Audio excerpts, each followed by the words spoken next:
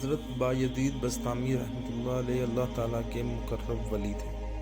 آپ اپنی والدہ کی خدمت کو سب سے بڑی عبادت اور ان کی رضامندی کو دنیا کی سب سے بڑی نعمت جانتے تھے۔ ایک رات والدہ نے ان سے پانی مانگا۔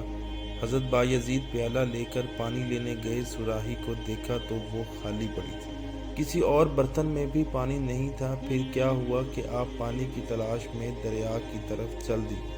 اس رات سخت سردی پڑ رہی تھی۔ جب آپ دریا سے پانی لے کر واپس آئے تو والدہ سو چکی تھی۔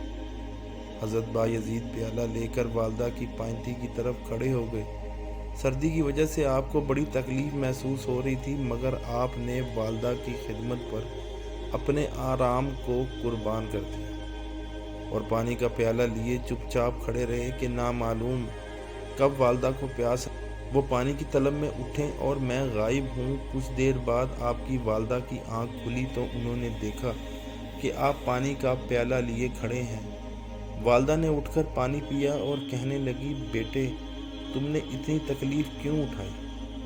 پانی کا پیالہ میرے بستر کے قریب رکھ دیتے، میں اٹھ کر خود پی لیتی۔ حضرت بایزید نے جواب دیا، آپ نے مجھ سے پانی مانگا تھا، مجھے اس بات کا ڈر تھا کہ جب آپ کی آنکھ کھلے گی تو کہیں میں آپ کے سامنے حاضر نہ ہوں۔ والدہ یہ سن کر بہت خوش ہوئیں اور انہیں یہ دعائیں دینے لگیں۔ بے شک ہمیں بھی اپنے والدین کی خدمت کرنی چاہیے، ان کی اطاعت کرنی چاہیے تاکہ دنیا اور آخرت میں سرخرو ہو سکے۔ جزاک اللہ۔